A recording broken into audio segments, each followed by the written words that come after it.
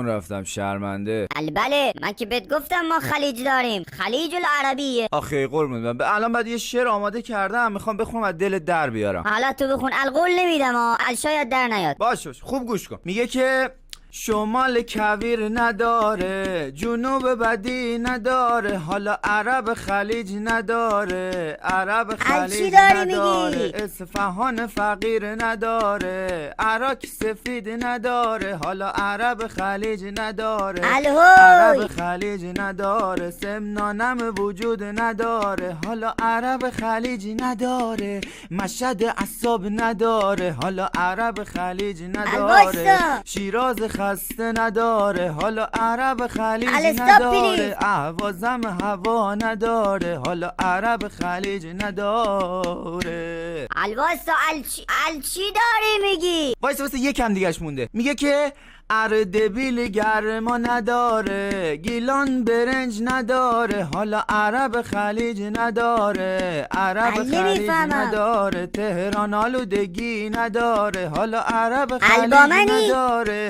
بوشهر سرما نداره، حالا عرب خلیج نداره، بندر که جنسی نداره، اصلا قزوین که ترس نداره، عرب خلیج نداره، عرب خلیج نداره، حالا مادر عمومی وای مادر